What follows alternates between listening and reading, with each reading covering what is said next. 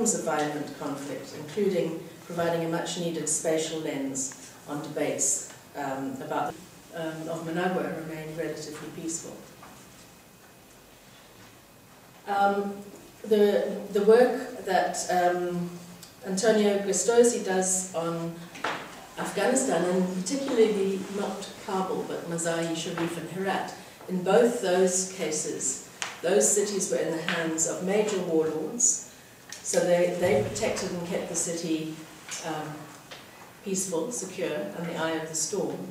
And they were sites of huge economic accumulation. Even if some of the economic accumulation was rural, like in the poppy trade, the cities were absolutely critical to realizing the profits of those activities.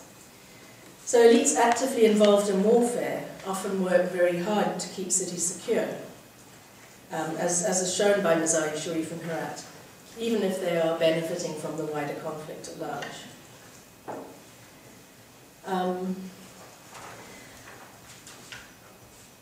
Now, interestingly, under such circumstances, in civil wars, or civil conflicts, cities can become increasingly autonomous. So here you're beginning to get something that looks a bit like something Tilly might have recognized. And if you think of Goma in eastern DRC, a town that in the context of the devastating violence and bloodshed of the wars in eastern Congo began in many ways to thrive.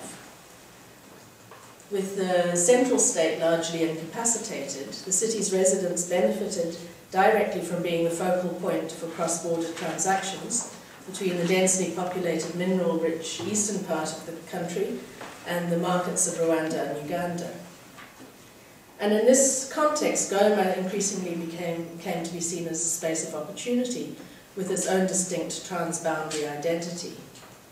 At the same time, though, it played the host to the headquarters of the RCD rebel movement and was viewed as a rebel city, increasing the sense of its autonomy from the state, which is based in Kinshasa, almost 2,000 kilometers to the west. Viewed with increasing suspicion, Goma's inhabitants render chaos into development and disorder into order. Those are the words of the people who did the Goma case study. And in one sense, this autonomy reflects the observed autonomy of Italian city-states that Kelly and Blockmans talked about. Okay, turning to civic conflict. The relationship between cities and civic conflict is relatively straightforward because locationally it takes place in cities. And I've described theoretically what we mean by civic conflict.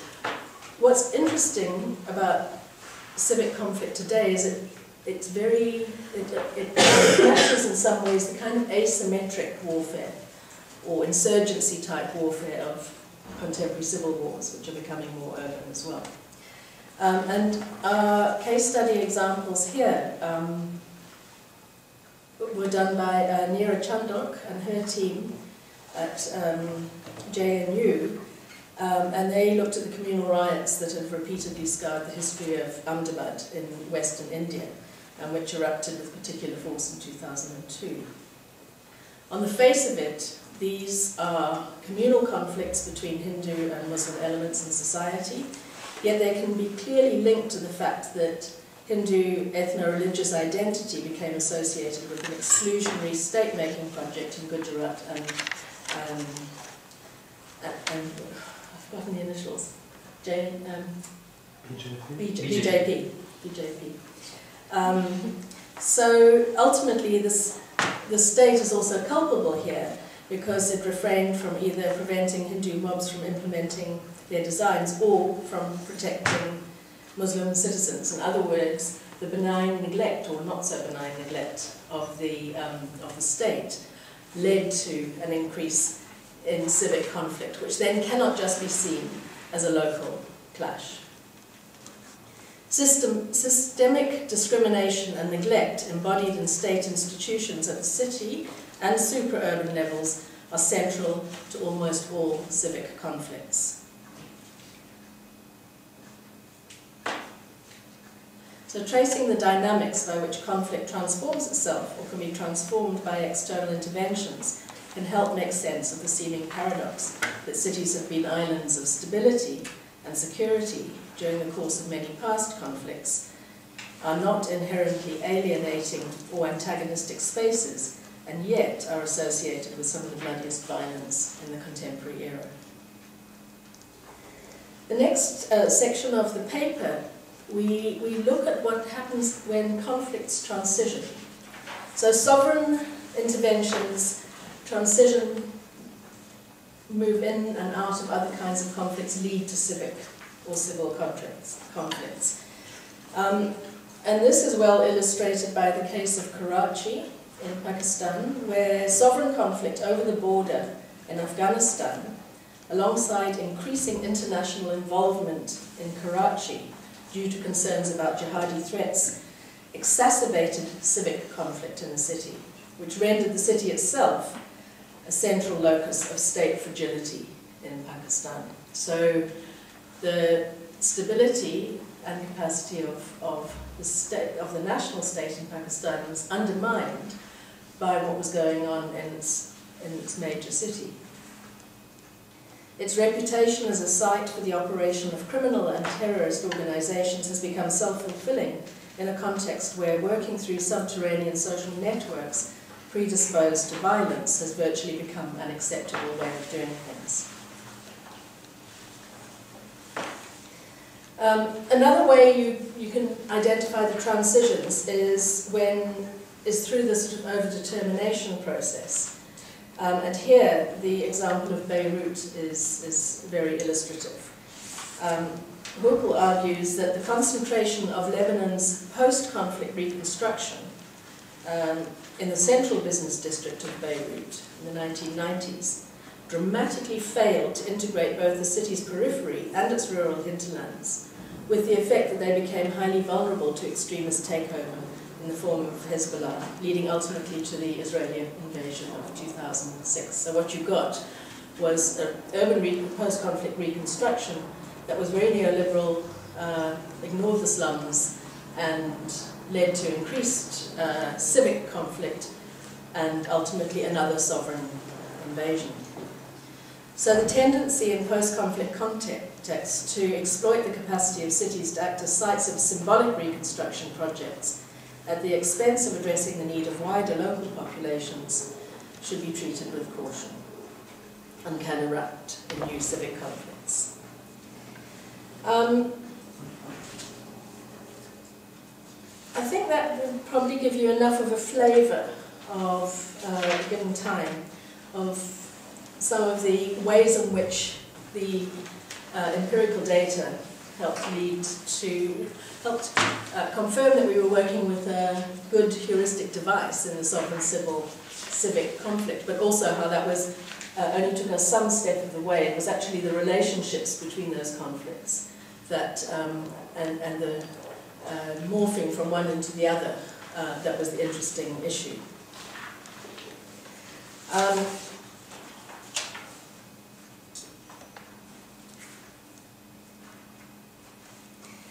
Our claim that civic conflict, which is essentially urban, is on the rise, is one we grappled with. It's a huge claim.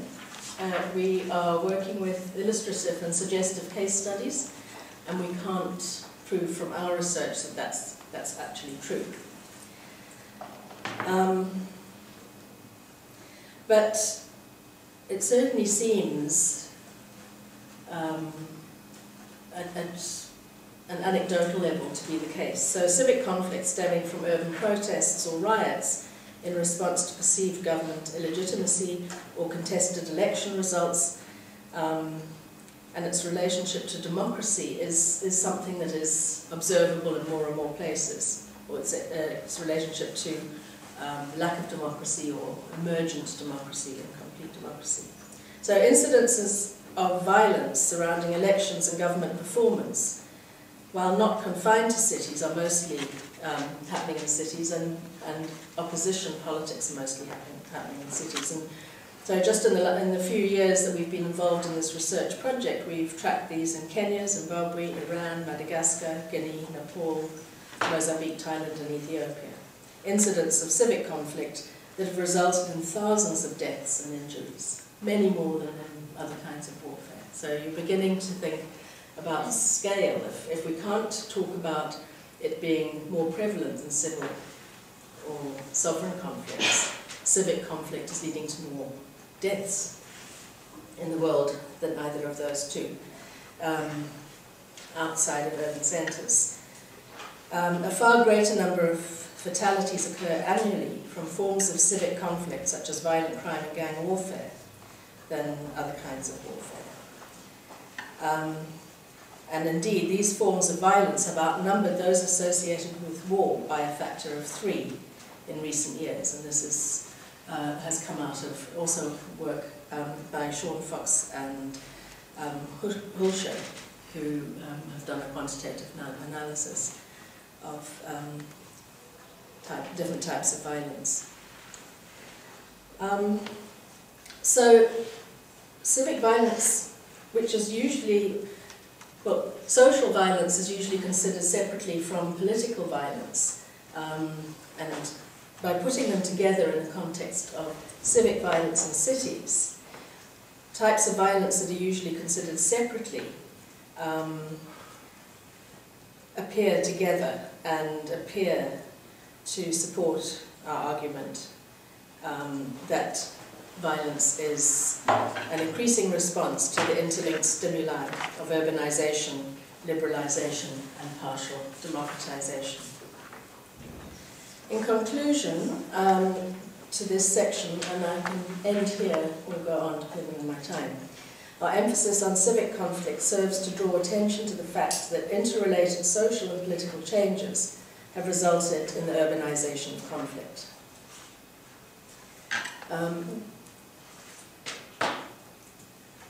The post-Cold War changes in warfare, the impacts of contemporary international conflicts on cities, and the relevance and increase in more prosaic forms of urban violence have all been convincingly argued, yet these discourses have largely come to being in isolation of one another, and I think one of the contributions of our work has been to bring these into conversation. So the first one is aspatial in this approach, the second primarily concerned with sovereign interventions, and the third tends to neglect the link between urban social and political factors, conflict and institutions. I think just to try and round up what's still quite a large part of the paper, but I'll cut to the chase, is that through our case studies of 3 Colombian cities, Bogota, Cali and Medellin, and our case study of Durban, we were able to conclude that when you get a happier ending, it's when you've got a vibrant urban politics. It's when you've got an urban middle class that is differentiated and that cooperates and is inclusive in the development coalitions that it forms with other actors. So I'll give you the Colombian example, or Bogota example. I'm sure many of you are very well acquainted with the iconic mayors who brought in the Transmillennium and revamped the city with bicycle paths and so on. Also engaged in civic education, and I've been visiting Bogota since 1991, and it is an uncanny and amazing transformation.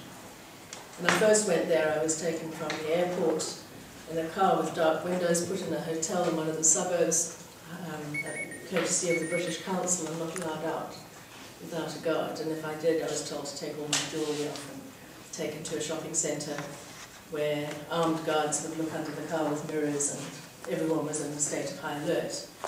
The last time I went travelling down to the low-income areas on the Transmillennium with a couple of PhD students. A dramatic